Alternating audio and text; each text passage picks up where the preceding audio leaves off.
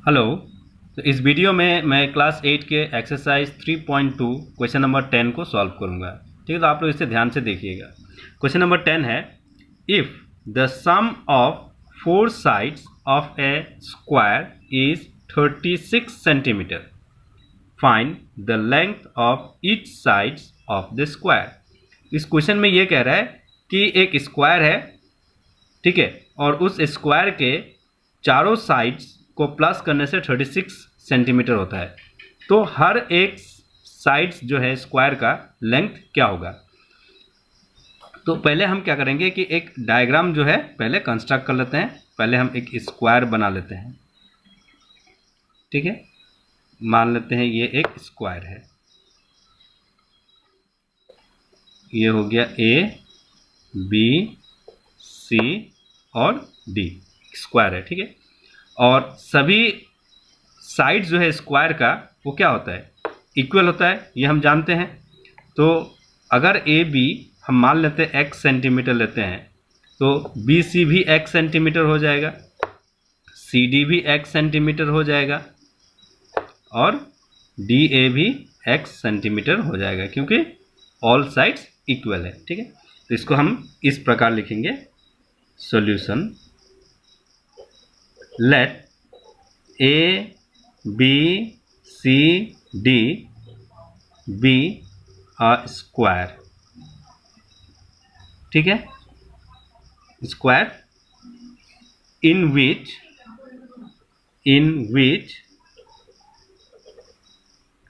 all sides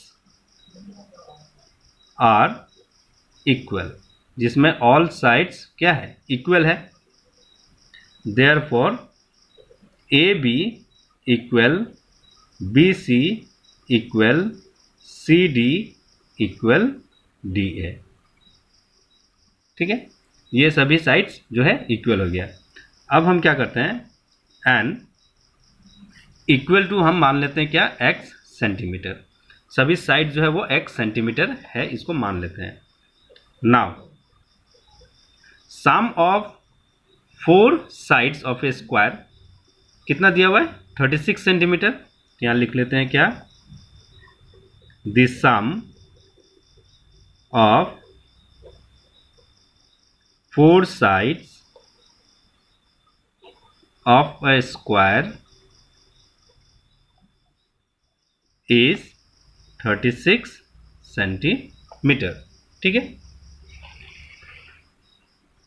तो उसके बाद हम यहाँ लिख देंगे क्या, देखो A B plus B C plus C D plus D A equal to 36 centimetre. ठीक है, तो ए बी का वैल्यू हमने x लिया था, प्लस बी सी का भी x होगा, प्लस सी डी का भी x होगा, प्लस डी ए का भी x होगा, equal to 36। So x plus x plus x plus इतना कितना है, 4x है, तो ये हो जाएगा कितना, 4x equal to 36। So x is equal to हो जाएगा 36 डिवाइडेड बाई 4, क्योंकि 4 x के साथ मल्टीप्लाइड है, और जब ये इसको हम राइट साइड ले जाएंगे तो ये डिवाइड करेगा। ठीक है, तो 4 से हम 36 को डिवाइड कर देते हैं, कितना है, 4 9 और 36। सो x का वैल्यू कितना मिला हमें, 9 सेंटीमीटर। ठीक है, तो यहाँ लिखेंगे hence the length of each side of the square is 9 centimetre. ठीक है, समझ में आ गया।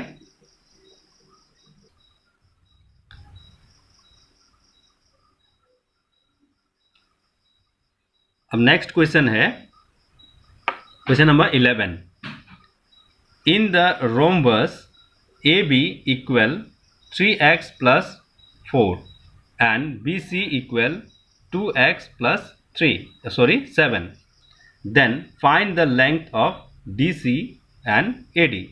तो एक रोम्बस है, अगर एक रोम्बस का साइड ए बी का वैल्यू दिया हुआ है 3x प्लस 4 और बी सी दिया हुआ है 2x प्लस 7, तो सी डी और ए डी का लेंथ क्या होगा। इसको सॉल्व करने से पहले हम क्या करेंगे, डायग्राम कंस्ट्रक्ट कर लेते हैं, एक रोम्बस बना लेते हैं। ठीक है, तो ये जो रोम्बस होगा वो एक काइट का शेप में होगा, इस प्रकार से।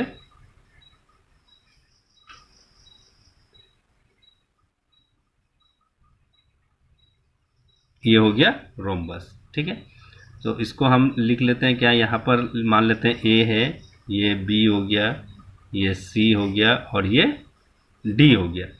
ठीक है, तो हम लोग जानते हैं कि रोम्बस का क्या है कि ऑल साइड्स इक्वल होता है। ठीक है, तो ए बी का वैल्यू दिया हुआ है और बी सी का वैल्यू दिया हुआ है, हमें निकालना है ए डी और सी डी का वैल्यू। ठीक है, तो रोम्बस में ऑल साइड्स जब इक्वल होता है, ठीक है, तो बी सी जो है ए डी का इक्वल होगा और ए बी सी डी का भी इक्वल होगा, ए बी बी सी का भी इक्वल होगा। ठीक है, तो इस प्रकार हम क्या करेंगे, ए का वैल्यू एक्स का वैल्यू जो है निकाल लेंगे। तो इसको हम ऐसे लिखेंगे, solution let A B C D be a rhombus in which AB equal 3x plus 4 and BC equal 2x plus 7। ठीक है, we know that हम लोग क्या जानते हैं कि in a rhombus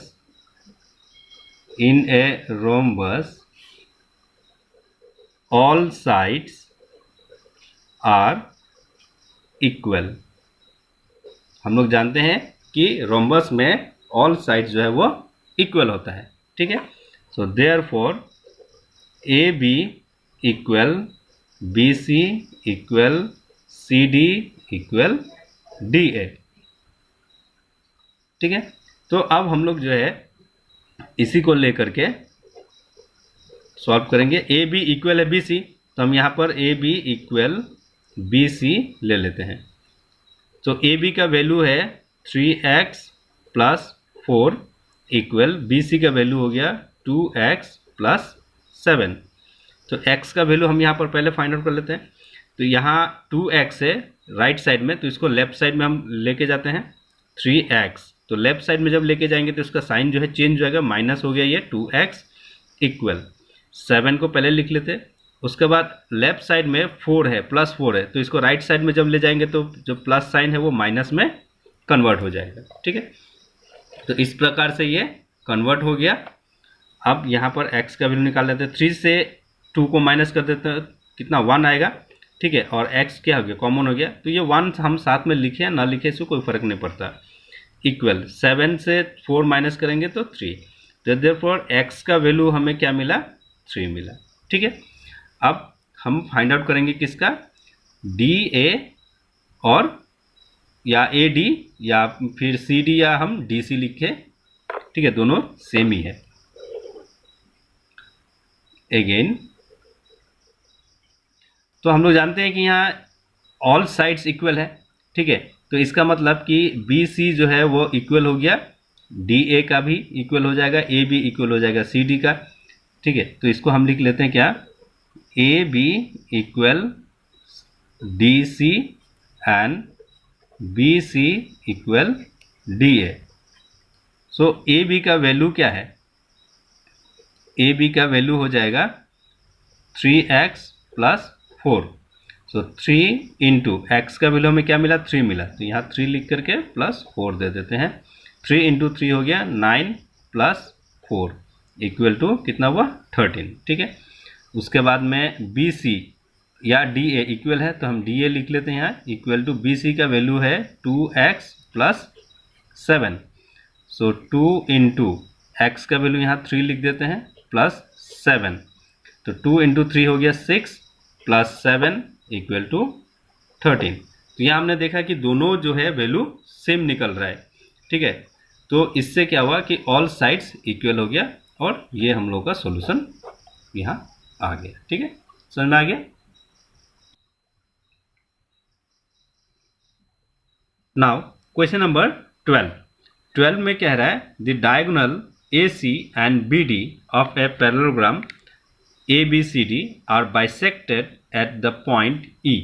If AE equal 10x, find AC if x equal to 3. तो इसमें कह रहा है कि ABCD एक पैरेललोग्राम है और जिसमें AC और BD जो है दो डायगोनल है और दोनों एक दूसरे को बाइसेक्ट कर रहा है पॉइंट E पर। अगर AE का वैल्यू 10x है तो हमें AC का वैल्यू फाइंड आउट करना है और इसमें x का वैल्यू दिया हुआ है। ठीक है, तो पहले हम लोग क्या करेंगे कि डायग्राम को कंस्ट्रक्ट कर लेते हैं, एक पैरेललोग्राम बना लेते हैं। ठीक है, ये हो गया एक parallelogram.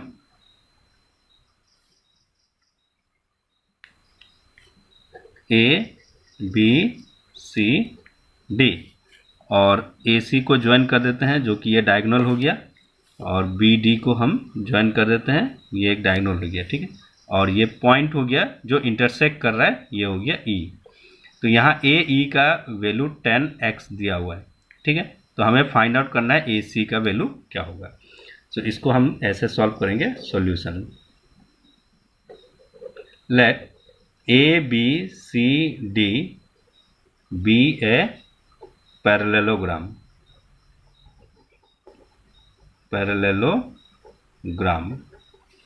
in which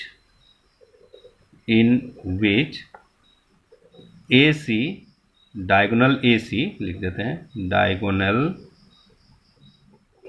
AC and BD bisect each other at E। ठीक है, तो E पर बाइसेक्ट कर रहा है, तो इसका मतलब क्या हुआ कि E जो है वो मिड पॉइंट हो गया। Therefore E is the mid point of AC and BD। तो AC और BD का मिड पॉइंट हो गया। ठीक है, उसके बाद AE का वैल्यू दिया हुआ है। ठीक है, तो यहाँ लिख लेते हैं हम। Now AE equal 10x where x equal to 3। तो x का वैल्यू जो है वो 3 दिया हुआ है, तो यहाँ हम पुट अप कर देते हैं। AE इक्वल 10 इंटू 3, x का वैल्यू हम पुट अप कर देते हैं, तो ये हो गया कितना 30। ठीक है, तो AE का वैल्यू 30 हो गया। तो हम लोग जानते हैं, क्या जानते हैं, we know that diagonal bisect each other at E is at E, जो at E पर बाइसेक्ट कर रहा है वो E जो है at E each other, so E is the midpoint। ऐसे भी हमने यहाँ पहले ही मेंशन कर दिया E जो है वो मिड पॉइंट होगा। तो therefore AE equal EC equal कितना हो गया 30 हो गया। ठीक है, तो अब हम लोग जानते हैं कि हमें क्या निकालना है, AC का वैल्यू निकालना है ना। AC equal AE plus EC, तो AE का वैल्यू है 30 और EC का वैल्यू हो गया 30, दोनों को ऐड कर देते हैं, कितना हो गया 60 यूनिट। ठीक है,